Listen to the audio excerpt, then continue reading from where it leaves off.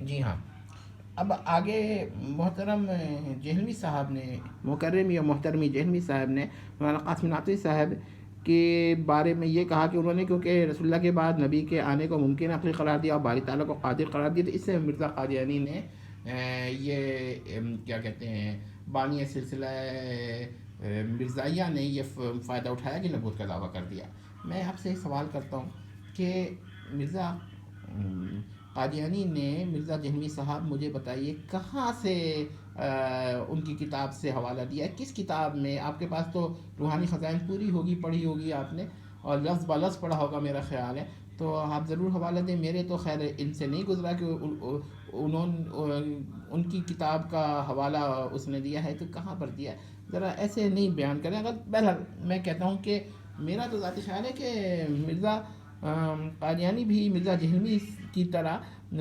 باری تعالیٰ کی قدرت کو اتنا عام نہیں مانتے، ذرا غور کریں کہ میرا تو یہی خیال ہے، اور وہ بھی شاید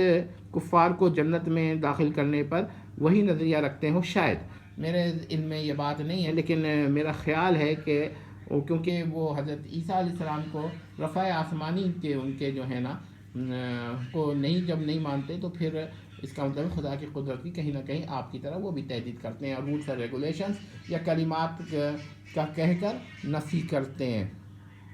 اچھا جی، اب دوسری بات یہ کہ دیکھیے یہ بات نہیں ہے، اگر مرزا قادیانی یہ دعوی نبوت اس نے کی تو اس کی یہ وجہ نہیں تھی کہ وہ یہ کہتا تھا کہ آیت میں تو کیا کہتے ہیں ختم نبوہ کا معنی آخری نبی ہی ہے، لیکن کیا کہتے ہیں اس نے یہ دعویٰ مطلب پھر بھی خدا نے بھیج دیا، اگر یہ ہوتا تو وہ پھر کذب آیت کا قائل ہوتا، لیکن اس نے اپنے اپنے ذہن میں کیا کیا ہے کہ آیت کا معنی ہی بدل دیا ہے۔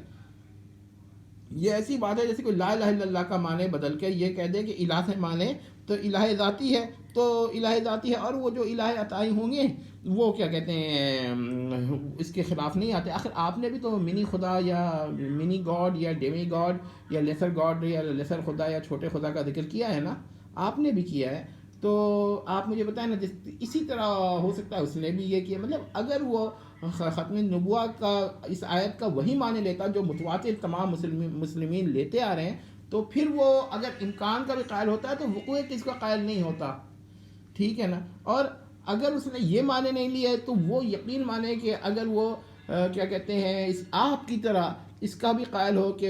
کیا کہتے ہیں ممکن ہے